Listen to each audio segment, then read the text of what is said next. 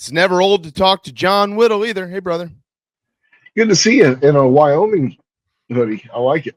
Yeah, well, thank you very much. Yep, I picked this up out in beautiful Laramie years ago, and this is my go-to when I need to wear a hoodie. This is my go-to hoodie. I like it. I like it. It goes from 80 degrees on Saturday to 50 degrees today and 80 on Tuesday. So I know.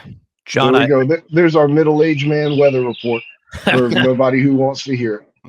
I think the American public, John, as always wants to know, as we hear those lovely birds chirping in the background, will you be feeding them worms mouth to mouth in the nest where they all reside with you in the middle of this segment, or will you wait till the segment is over with? Well, it won't be happening today. It's raining out there today, and Okay. I'll melt if I get wet. So, But you'll keep them warm.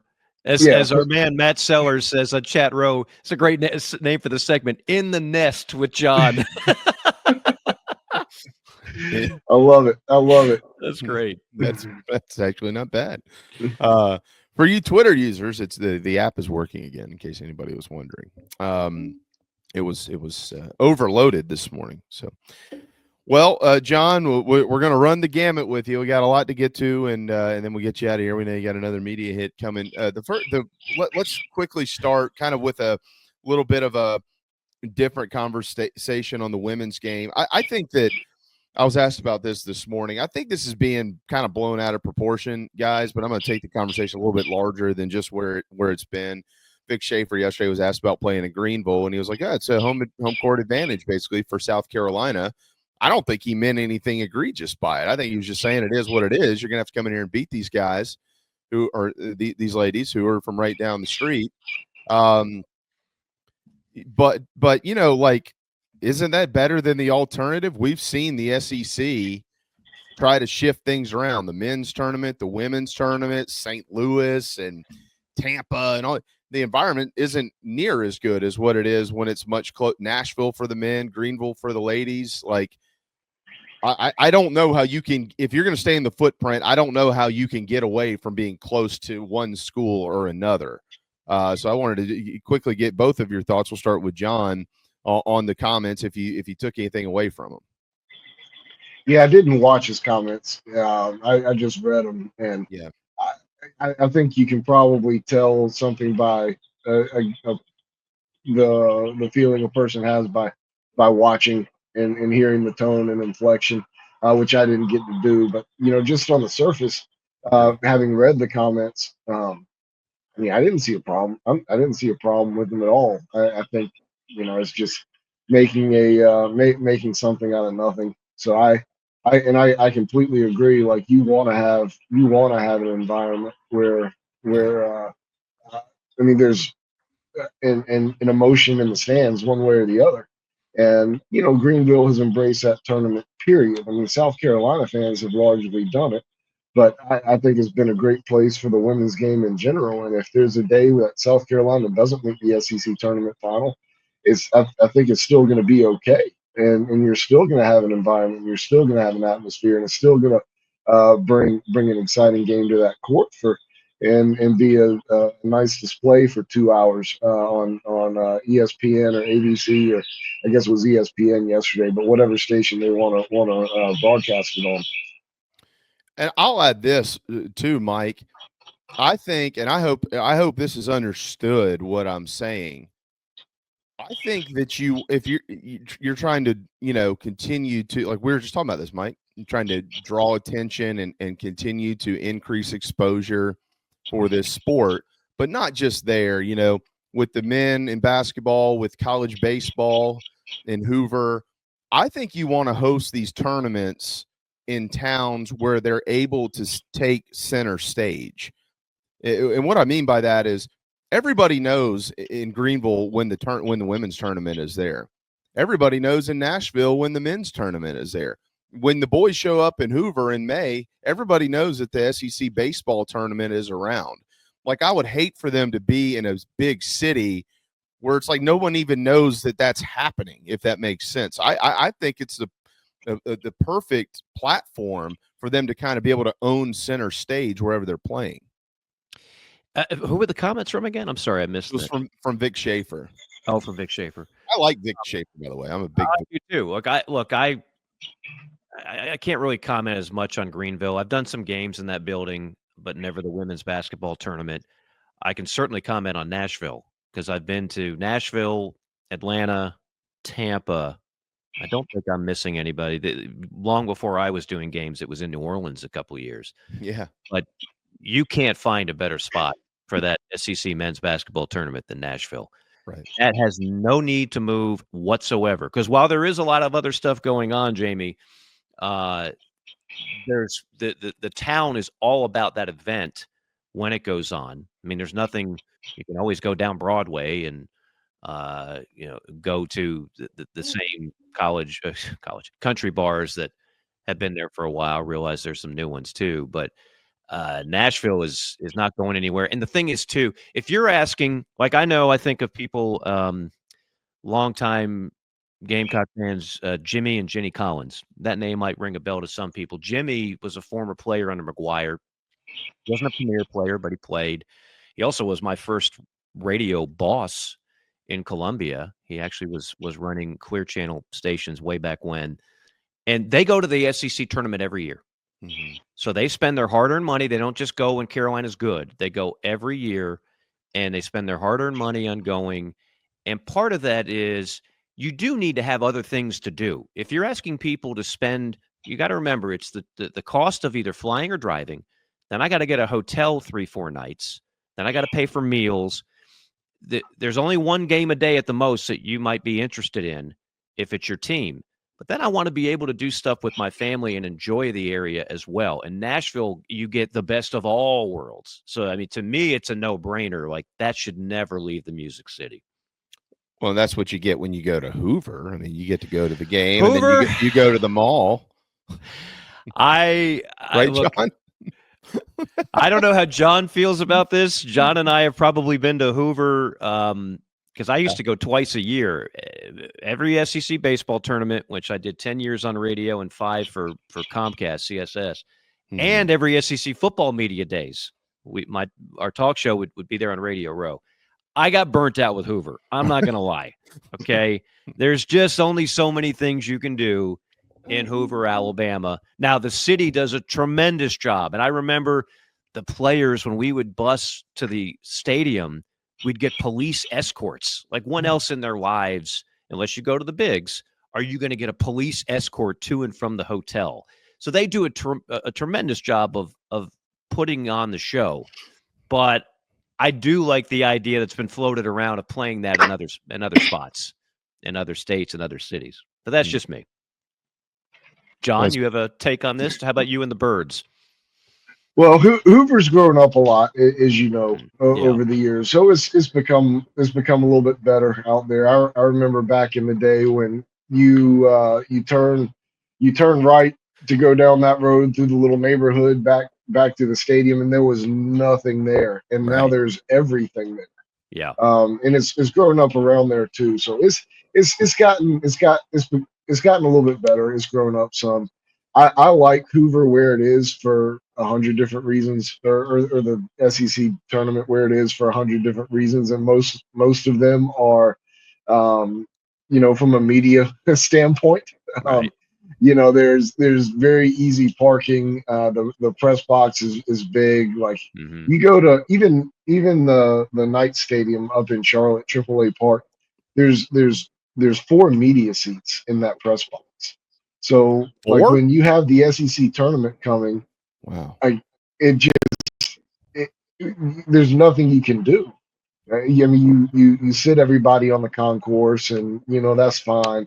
Like, I'm talking from a media perspective, but I understand completely why fans would want to move it around and put it in a different place, maybe something a little bit more exciting than Hoover / Birmingham. But I love it. I'm never gonna complain. but that's more from a personal side of it. But I understand the desire to move it around a little bit, but I like it where it is. What other? I think I saw Gwinnett at one point in time, maybe floated around. What were the others? Are there others?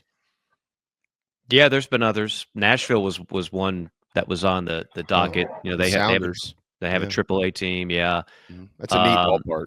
It is. Heck, even Atlanta, not just Gwinnett, even Atlanta, in their ballpark was a possibility. I know, probably Too too big. big. Yeah.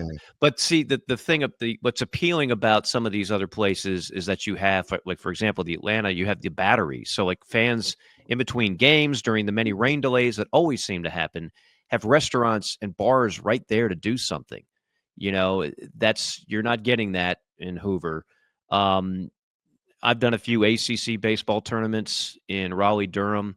It's a pretty cool spot. That wouldn't be where the SEC would go, but it's a pretty good blueprint of, like, an option of, here's another town. The other thing is, I mean, let's look at it selfishly from a Gamecock standpoint, not necessarily John Whittle's travel accommodations, but the the 10 years I went on radio, the 5 years I went on TV, there were a lot of good Gamecock teams that went out there. But for a lot of fans in South Carolina, driving 5-6 hours to Hoover, Alabama was not something that was not a selling point for them.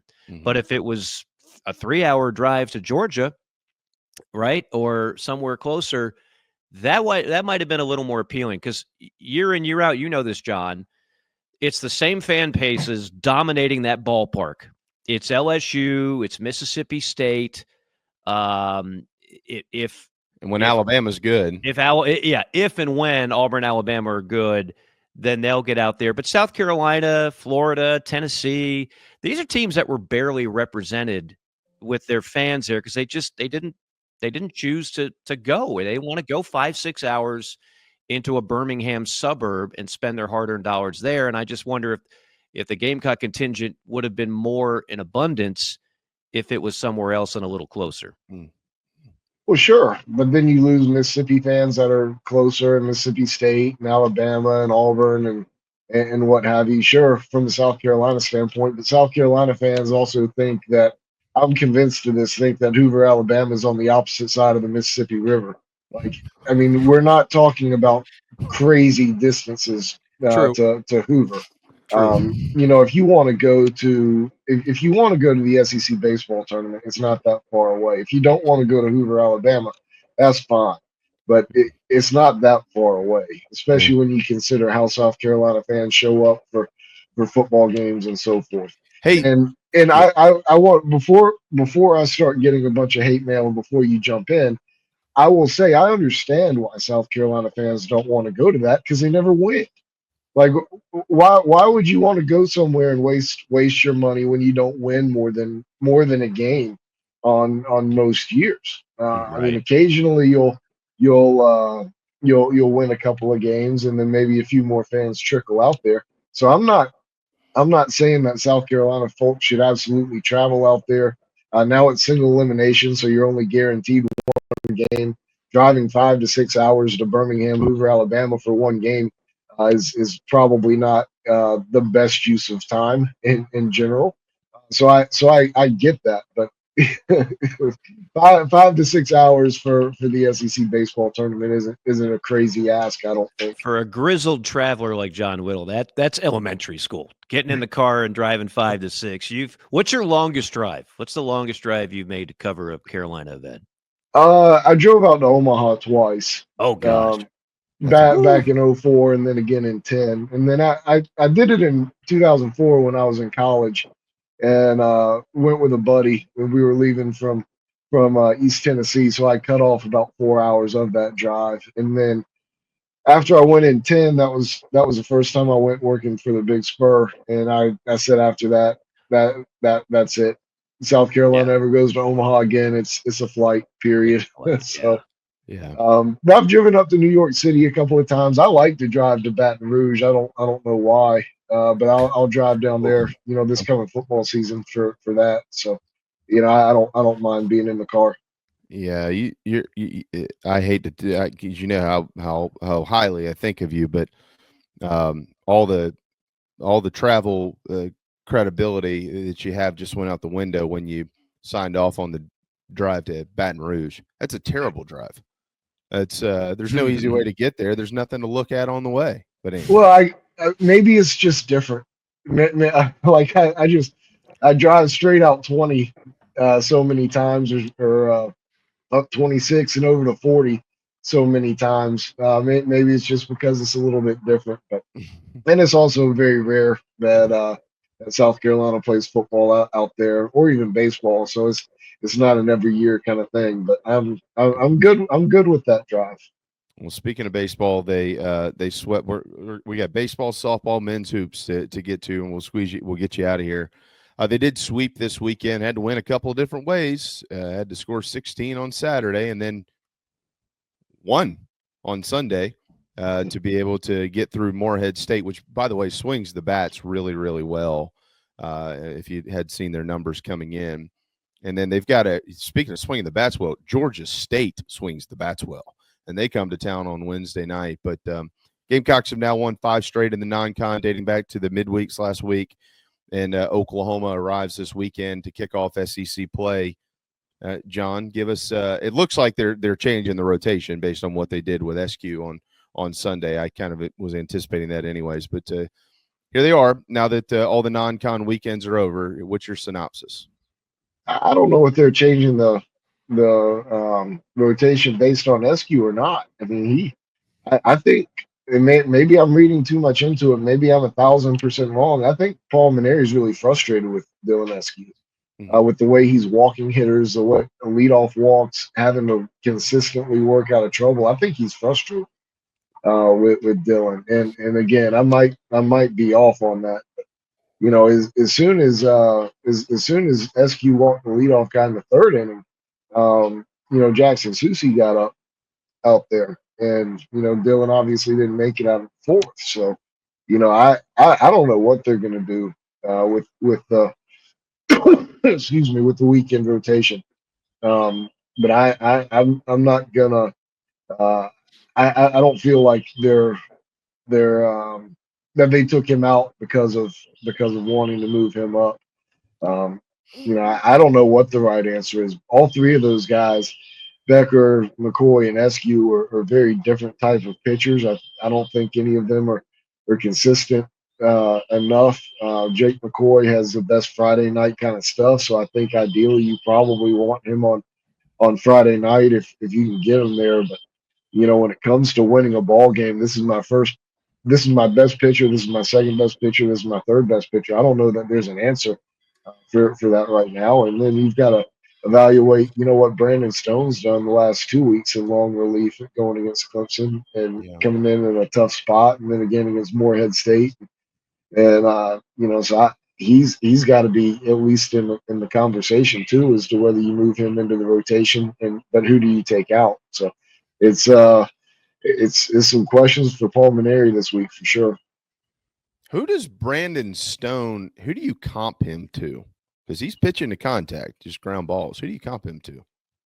Yeah, I don't know. That's a great question. I mean, he's a ground ball pitcher. He throws. I mean, his sinkers. You know what has been really good, but he's got 4 pitches he throws for strikes. So, you know, he's able to mix really well, and that as much as anything will keep a hitter off balance and you know, bring about some weak contact when you know they're not real sure what they're swinging at and having to adjust. So I think that he's been really good all around. He's done it a couple of times through the order.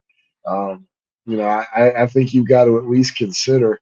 You know, I'm one of those folks who typically maybe holds on to things longer than I should. I'm kind of the opinion that you know Matthew Becker has pitched so well and done so well and been so much of a leader since they stepped back onto campus in August, that I'm not ready to pull him out just yet. You know, he pitched great the first 2 weekends, and then you moved him to Friday, and he's pitched poorly. Maybe there's a mental block for a Friday night. Maybe shuffle him back a day or two. But you know, to put Brandon Stone in there, I'm not sure who I would take out right now. We were talking to Coach Lake the other day about Jarvis Evans and his performance against the Citadel. You know, full disclosure, the Citadel offensively is they're not good. But you know, you do wonder about that start and how much goodwill, if you will, I guess, I don't know, he built up with what he did in Charleston. I don't know if he's in line for a weekend start or not, but maybe they just want to keep him in the midweeks. I'm not sure, John. But what we thought we knew, I'd say 2 weeks ago, I think is a little bit more murky now. That's for sure.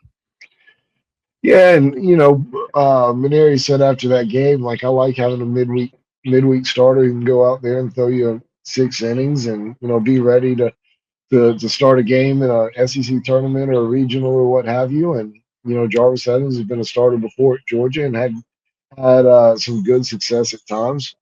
I like him there just fine. Got one of the best changeups on the team. His breaking ball's good enough. The fastball plays up because of the changeup. I'm with you. Citadel's not much offensively, but it was still encouraging. He was limited in the fall and then pitched well when he came back. He was great in the preseason. I think there's something in there that makes him that can make him very effective for this team this season. And I kind of like him in that midweek starter role just fine if that's the way you want to play it. I've always liked having a freshman or a young guy in that midweek starter role, but I don't think you recruit freshmen anymore in college sports. So I guess that kind of goes by the wayside. But I like Jarvis Evans right there where he is, just as good as anybody. Well, you say that, but there's a couple of freshmen that are playing the corner infield spots. Scobie's been in there since day one, and Bo Hollins, it looks like they I don't know, maybe it's his turn. They've kept him in the lineup. He keeps hitting. He's at 370 on the season now. He's an elite defender, but offensively, we knew he was going to have to come along. When you watch his at bats, what do you see from Bo? What do you see from KJ? No, I think both of them are great. I mean, Yeah. I mean, I would keep riding with them. I mean, I don't think you've gotten enough production from the outfield. One of your outfield spots, you're obviously getting it from Hall, and you're obviously getting it at least to some degree from Kennedy Jones. When he's been healthy. Uh, I mean, if you put Ethan Petrie out there in right field, your outfield is pretty solidified out there. And I like Bo Hollins over there at first. First of all, I'll say Petrie's been a lot better at first than I thought he could be this year. He's been great. Now, I did miss the Queens game where he apparently committed 2 errors, that might skew some perceptions. No. That doesn't skew mine. But Dude, it was no, 30. It was 34 degrees and raining. Yeah, right. You couldn't even see his eyes. He was so bundled up. He laughed when he dropped the ball at first. Like, dude, just get me out of here. This is insane. So Yeah, well, I sent Alex Jones up there to cover that one, so I stayed by the fire where it was warm. But I told y'all earlier, if I get out in the rain, I melt. But no, it's I think Scobie's going to be phenomenal. I mean, I think he's great over there defensively. I've been higher on his bat than I think some have been, but he's really coming along. So, and then Gavin Braylon catching some back there. I thought he broke his leg. There was no doubt in my mind he had broken his leg, broken his ankle, broken something in there when he made that play against the Citadel. I was stunned when they didn't find any kind of fracture in there, but he's in a walking boot and on crutches, and so it's going to be a minute on him to get him back. But that's 3 really good freshmen right there who you have high hopes for from a position player standpoint going forward. Lee Croy catching yesterday was a little bit of a surprise. Have you heard anything about his thumb? Yeah, I mean, it was very much a surprise. I mean, Paul Maneri told us Wednesday night, and then again on Thursday afternoon. Yeah, Talmadge is out this weekend. Yep. But from what I've been able to gather, it's just kind of a pain tolerance thing. There's going to be days where it hurts a little bit more, probably, especially if it gets knocked around like it did against Clemson, and that caused some problems for him. But credit to him for trying to come back and played okay. Yesterday. I mean, they're going to need him to. I think they need him to be the best that they can be for this team. I think he's South Carolina's. The catcher that South Carolina's pitchers are most comfortable throwing to. Like, so often we think about about how well a guy throws when we're talking about defensive catchers, or or how well they block a ball in the dirt. I mean, those are very important things. But just the way a catcher catches pitches can Mhm. get you strikes or not. I won't put the guy on blast, but there was a former player who played a long time in professional baseball who, when one of the guys not named Thomas McCoy was catching, sent me a text saying, "What is this guy doing? He's not catching the slider right at all."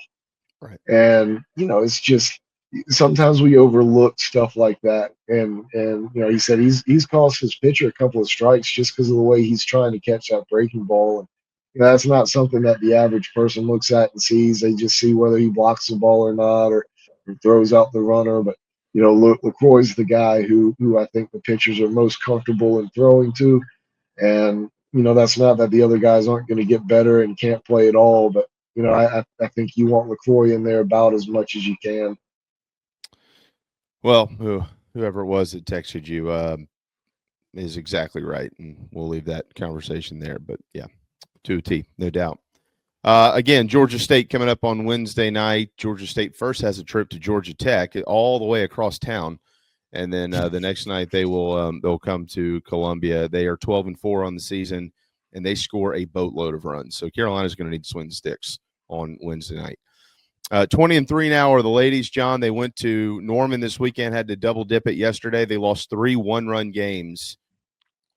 I draw a lot from that. What do you draw from it? I mean, they just went toe to toe with the best in the country, Yeah. and gave Oklahoma all they could want. It's not like, I mean, they battled back. They played from ahead. They did. I mean, I was just super impressed. I was super impressed with the way they hung tough for, every inning of that series. It was I, I didn't I didn't I didn't I won't say I didn't think that they could do that.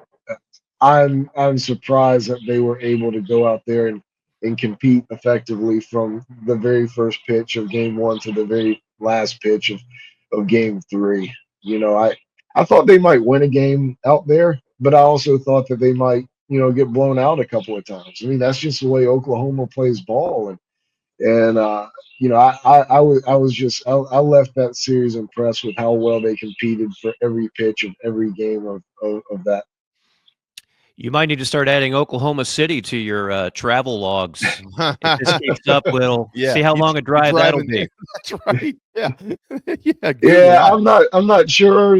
I think I'm probably at the point where I'm not driving to Oklahoma No, anymore.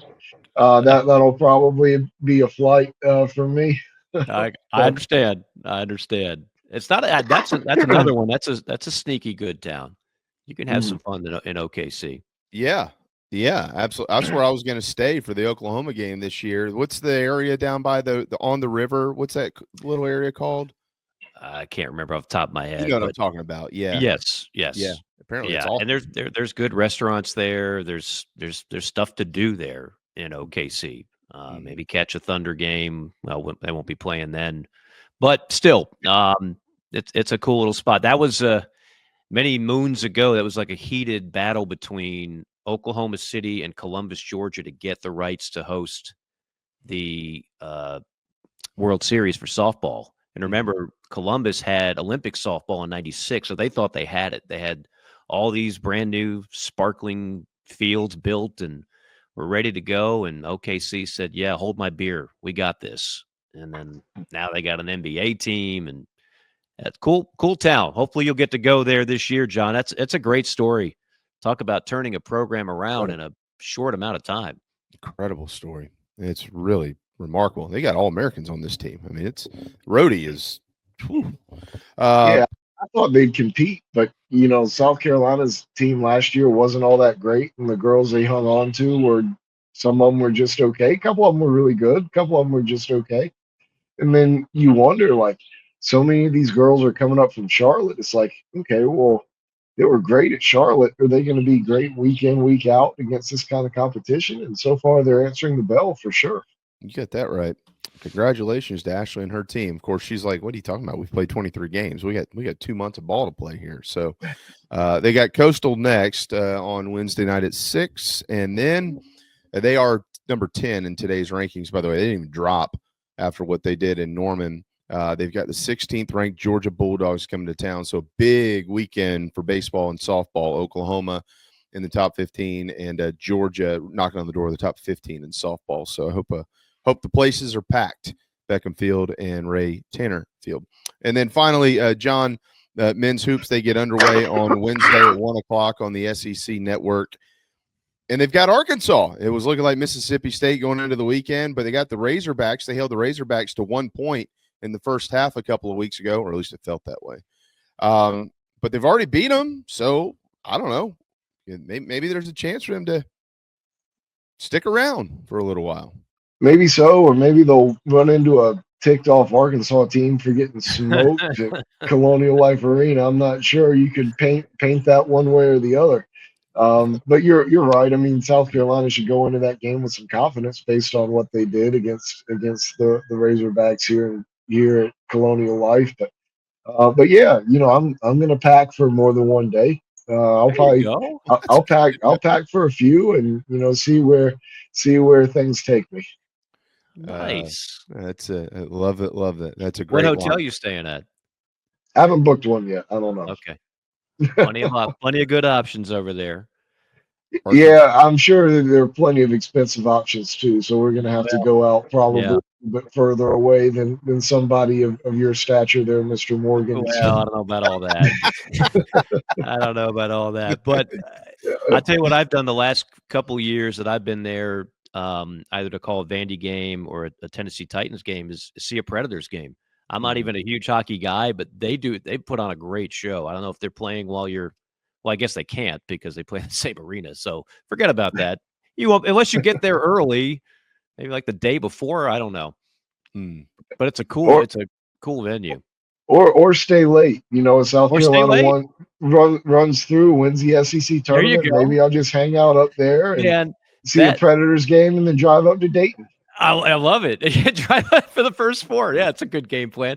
No, in 2006, that still haunts me to this day. That team makes it all the way to the championship game, 2-point game, out of a timeout. The best they got was a prayer from like just inside a half court from Trey Kelly. Like they should have gotten a better look, and that team had already beaten Florida twice and damn near did it a third straight time. And we were going to go to the tournament on an automatic bid at that point. That would have been one of the biggest wins really in program history. But it was a fun ride when it lasted. Mm-hmm. Well, this was maybe you'll get the same ride, John. Be ready. Pack for a week. Pack heavily. Yeah. Well, this has been a fun ride while it's lasted as well. John, you got a busy week with basketball and baseball and all the stuff, man. We always appreciate your time, and hope you get a quick bathroom break in. You get another media hit in 2 minutes. Yeah, I'll hop on with Teddy and see what old Teddy wants to talk about. I always appreciate you guys and always enjoy being on with y'all. Ask Teddy what he thinks about them 12-year-olds throwing curveballs. Get them fired up. I don't know if I've got enough time for that today, Mike, but we'll see. All right. Good to see you, John.